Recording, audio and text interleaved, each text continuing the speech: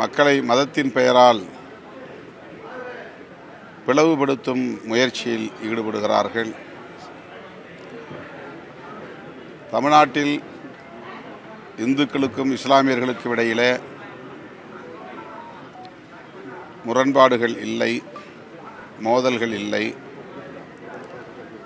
சகோதரத்துவ வாஞ்சையோடு அனைத்து மதங்களை சார்ந்த மக்களும் வாழ்ந்து வரும் நிலையில்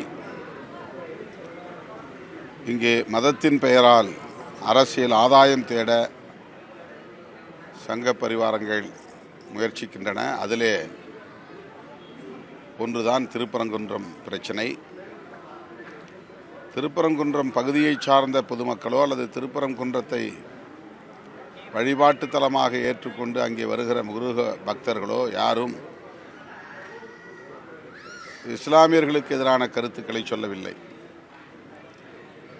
அப்படி எந்த முரண்பாடும் இங்கே இல்லாத போது சங் பரிவார் அமைப்புகளை சார்ந்தவர்கள், அதிலும் குறிப்பாக உள்துறை அமைச்சர் அமித்ஷா அவர்கள் அங்கே முரண்பாடுகளை உருவாக்க முயற்சிக்கிறார்கள். அமித்ஷா அவர்களும் அந்த முயற்சியில் ஈடுபடுகிறார். இதனை தமிழ்நாட்டு மக்கள், குறிப்பாக மதுரை பகுதியை சார்ந்த மக்கள் முற்றாக புறக்கணிப்பார்கள். அவர்கள் செய்யும் சூது சூழ்ச்சிக்கு பலியாக மாட்டார்கள் என்று நான் பெரிதும் நம்புகிறேன். நட்பின் அடிப்படையில் அந்த சந்திப்பு நிகழ்ந்தது, அவ்வளவுதான். அண்மையிலே ஒரு நிகழ்வில் நாங்கள் பங்கேற்கக்கூடிய ஒரு வாய்ப்பு அமைந்தது.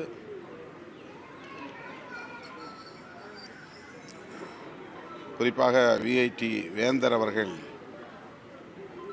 ஒருங்கிணைத்த நிகழ்ச்சியில் நாங்கள் பங்கேற்றோம்.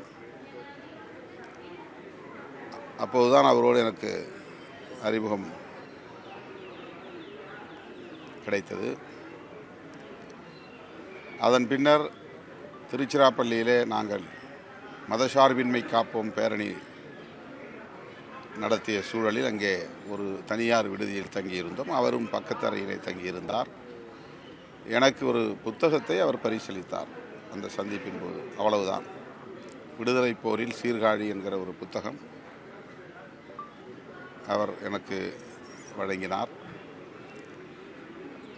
பலரின் முன்னிலையில் நடந்த ஒரு சந்திப்பு, அரசியல் ஏதும் பேசாமல் நடந்த சந்திப்பு. அவர் இலக்கிய தளத்தில் என்ன செய்து வருகிறார் என்பது குறித்து என்னிடத்திலே மகிழ்ச்சியோடு பகிர்ந்து கொண்ட ஒரு தருணம், அவ்வளவுதான். அவரும் அரசியல் பேசவில்லை, நானும் அரசியல் பேசவில்லை. சார், அவர் இப்படி சொல்றதுக்கு காரணம் ஒருவேளை உங்களுடைய கூட்டணியில சலசலப்பு உண்டு பண்ணுறதுக்காக சொல்லாருன்னு நீங்க எடுத்துக்கலாம். அது எனக்கு தெரியாது. அவர் ஏன் அப்படி சொன்னார்னு தெரியல. அதுக்கு அவர் தான் மீண்டும் விளக்கம் சொல்லணும். 2026 சட்டமன்ற தேர்தல் ஆட்சியிலும் பங்கு வந்து விசிக முன்னெடுக்கணும். இதுக்கு நான் ஏற்கனவே பலமுறை பதில் சொல்லிவிட்டேன். இப்போதுள்ள சூழலில் அதற்கான ஒரு சாதகமான சூழல் ஏதும் இல்லை. இந்த தேர்தலில் சனாதன சக்தியாக இருக்கிற பாஜக உள்ளிட்ட சங் பரிவார்கள் அதிமுகவோடு சேர்ந்து வலிமை பெற முயற்சிக்கிற சூழலில் அதனை முறியடிக்க வேண்டும் என்பதில் தான் நாங்கள் உறுதியாக இருக்கிறோம். பிளே ஸ்டோர் மற்றும் ஆப் ஸ்டோரில் இருந்து பாலிமர் செயலியை QR கோடு மூலம் பதிவிறக்கம் செய்யுங்கள். செய்திகளை உடனுக்குடன் பெறுங்கள்.